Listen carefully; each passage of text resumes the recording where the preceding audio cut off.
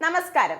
എത്ര കിട്ടിയാലും പഠിക്കില്ല എന്ന പ്രോഗ്രാമിന്റെ പുതിയൊരു എപ്പിസോഡിലേക്ക് എല്ലാ മാന്യ പ്രേക്ഷകർക്കും സ്വാഗതം.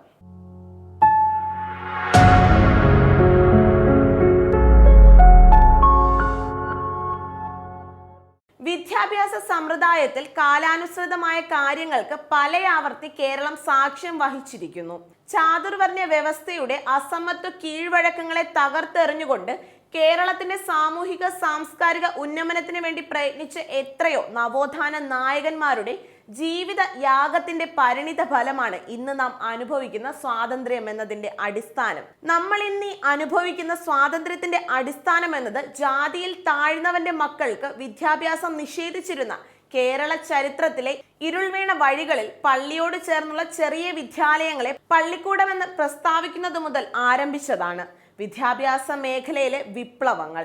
അടിസ്ഥാന വിദ്യാഭ്യാസത്തിൽ നിന്നും ഉന്നത വിദ്യാഭ്യാസ മേഖലകളിലേക്ക് കാലാകാലങ്ങളിലുണ്ടായ പരിവർത്തനങ്ങളിലൂടെ മികവ് പുലർത്തുവാനും നമുക്ക് സാധിച്ചിട്ടുണ്ട്. 10ാം തരം വിജയിച്ചതിന് ശേഷം പ്രീ ഡിഗ്രിയും ടൈപ്പ് റൈറ്റിംഗും ഉന്നത വിദ്യാഭ്യാസമായി നിലനിന്നിരുന്ന കാലം. +1 +2 കാറ്റഗറികളുടെ കടന്നുവരവ് മികവുറ്റ വിദ്യാഭ്യാസ മൂല്യനിർണയ ഉപാധികളിലൊന്ന് തന്നെയാണ്. ടെക്നിക്കൽ കോഴ്സുകളിലേക്ക് മാറി ചിന്തിക്കാതെ ഉന്നത വിദ്യാഭ്യാസം തുടരുവാൻ ആഗ്രഹിക്കുന്നവരെ സംബന്ധിച്ച് ബിരുദാനന്തര ബിരുദവും പഠന വിധേയമാകേണ്ട ക്വാളിഫിക്കേഷനായി മാറി.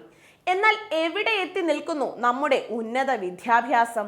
വിലയിടിഞ്ഞ് ഇനി ഇടിയാൻ എന്തെങ്കിലും വിലയുണ്ടോ നമ്മുടെ ഇന്നത്തെ വിദ്യാഭ്യാസത്തിന്? ദേശീയ വിദ്യാഭ്യാസ നയമാണ് ഇപ്പോൾ UGC നടപ്പാക്കുന്നത്. ഡൽഹിയിലെ സർവകലാശാലകളിൽ നിന്നും അക്കാദമിക് വിദഗ്ധരുടെ ഭാഗത്തു നിന്നും പല നിർദ്ദേശങ്ങളോടും കടുത്ത എതിർപ്പാണ് ഉയർന്നത്. കേരളത്തിൽ അത് ഉടൻ നടപ്പാക്കാൻ സർവകലാശാലകൾക്കുമേൽ വലിയ സമ്മർദ്ദമുണ്ട്.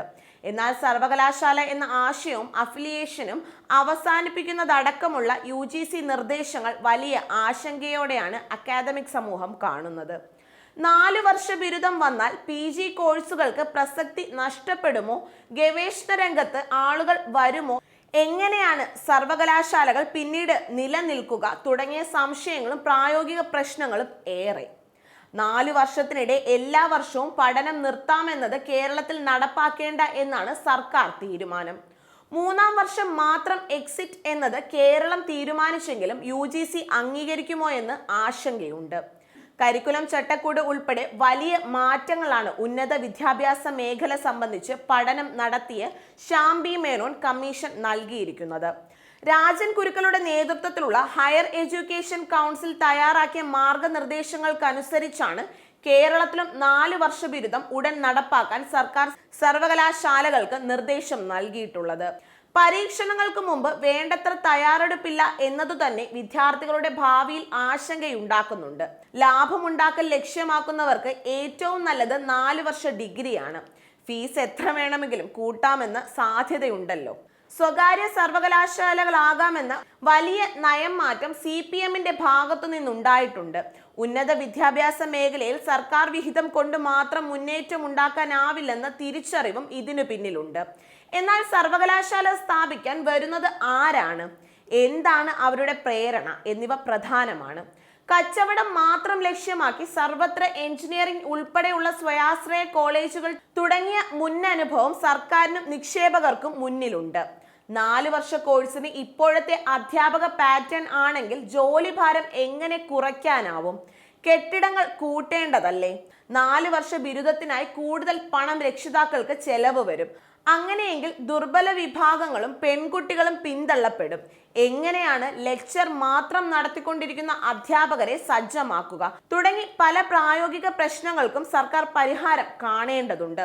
ഇനിയെങ്കിലും നാം ലോകത്തിനൊപ്പം മാറിയില്ലെങ്കിൽ നമ്മുടെ തലമുറ പലയിടങ്ങളിലും പിന്തള്ളപ്പെടും. പഠനാന്തരീക്ഷത്തിൽ ഏറെ പ്രധാനം അക്കാദമിക് സ്വാതന്ത്ര്യമാണെന്ന് ചൂണ്ടിക്കാട്ടുന്ന യുവ അധ്യാപകർ. കേരള സർവീസ് റൂൾസ് പ്രകാരം മാത്രം അളക്കേണ്ടതല്ല അധ്യാപകരുടെ പ്രവർത്തനം. പഠിപ്പിക്കുന്നതിലും കരിക്കുലത്തിലും അധ്യാപകർക്ക് സ്വാതന്ത്ര്യം വേണം. അതുപോലെ മൂല്യമുള്ള ഗവേഷണത്തിന് സാമ്പത്തികമായ പിന്തുണ നൽകണം. IIM പോലെയുള്ള സ്ഥാപനങ്ങൾ അത്തരത്തിൽ പിന്തുണകളുണ്ട്. പ്രോജക്റ്റ്, സ്ക്രീൻ എന്നിവ ഓരോ ക്ലാസ്സിലും വേണം. ജനപ്രതിനിധികളും പ്രാദേശിക ഭരണകൂടങ്ങളും നാട്ടിലെ കോളേജുകളിലേക്ക് കൂടി ശ്രദ്ധ നൽകണം. സാർവത്രിക വിദ്യാഭ്യാസം എന്ന കേരള മോഡൽ വിജയമാണ്. എന്നാൽ അതിന്റെ ഗുണനിലവാരമാണ് പ്രശ്നം. ഗവേഷണം ഉൾപ്പെടെ സർക്കാർ പണം ചെലവഴിക്കുന്നവ തിരിച്ച് സമൂഹത്തിന് എന്ത് നൽകുന്നുവെന്ന് പരിശോധിക്കേണ്ട കാലം കഴിഞ്ഞിരിക്കുകയാണ്. എത്ര കിട്ടിയാലും പഠിക്കില്ല എന്ന ഈ ഒരു പ്രോഗ്രാം ഇന്നിവിടെ വൈൻഡപ്പ് ചെയ്യാൻ സമയമായി. നാളെ മറ്റൊരു പ്രശ്നവുമായി ഞാൻ എത്തുന്നതാകും. നന്ദി. ആശ്രയം സമ്മാന പെരുമഴ. സാമൂഹ്യ സേവന രംഗത്ത് നിലകൊള്ളുന്ന വിഘ്നേശ്വര ചാരിറ്റബിൾ ട്രസ്റ്റും VMTV ന്യൂസ് ചാനലും സംയുക്തമായി ചേർന്നുകൊണ്ട് നിർധനരായ രോഗികളെ സഹായിക്കുവാനും വീടില്ലാത്തവർക്ക് വീട് വെച്ചു കൊടുക്കുവാനും നിർധന വിദ്യാർത്ഥികളുടെ പുനരധിവാസത്തിനുമായി ആശ്രയം സമ്മാന പെരുമഴ എന്ന പേരിൽ ഒരു ലക്കി ഡ്രോ ഒരുക്കുന്നു.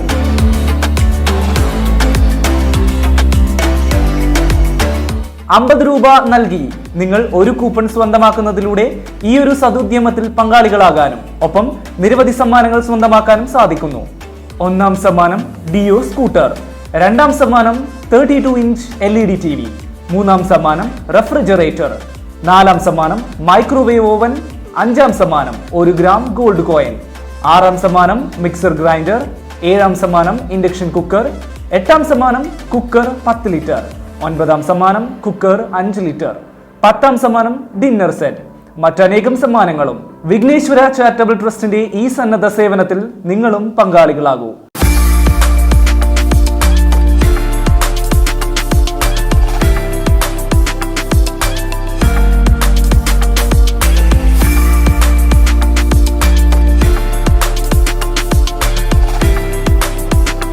കെട്ടിട നിർമ്മാണത്തിനാവശ്യമായ tiles, plumbing and sanitary fittings, electricals എന്നിവ മിതമായ നിരക്കിൽ ഗുണമേന്മ ഉറപ്പുവരുത്തി തിരഞ്ഞെടുക്കുവാൻ ഏവരെയും ക്ഷണിക്കുന്നു.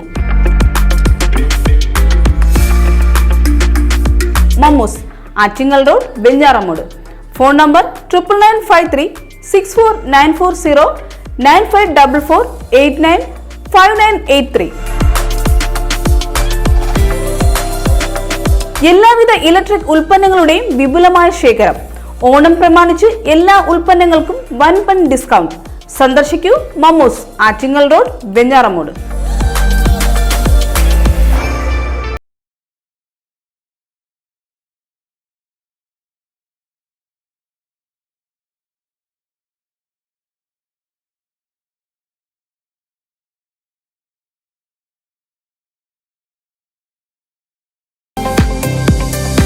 ഇനി ഇലക്ട്രോണിക്സ് ഉപകരണങ്ങളുമായി മൽപ്പിടിക്കേണ്ടതില്ല. ഇലക്ട്രിക്കൽ, പ്ലംബിംഗ് വർക്കുകൾ കൂടാതെ 2 wheeler spare parts, house hold and gift items, fancy items, electronics സംബന്ധമായ എല്ലാവിധ വർക്കുകൾക്കും സന്ദർശിക്കൂ SH electrical and electronics maintenance company, opposite petrol pump, Attingal road, Venjaramoodu. Phone number 8547400047. നിങ്ങൾക്കായി ഒരുക്കിയിരിക്കുന്നു വൻപൻ വിലക്കുറവിൽ SH electrical and electronics maintenance company.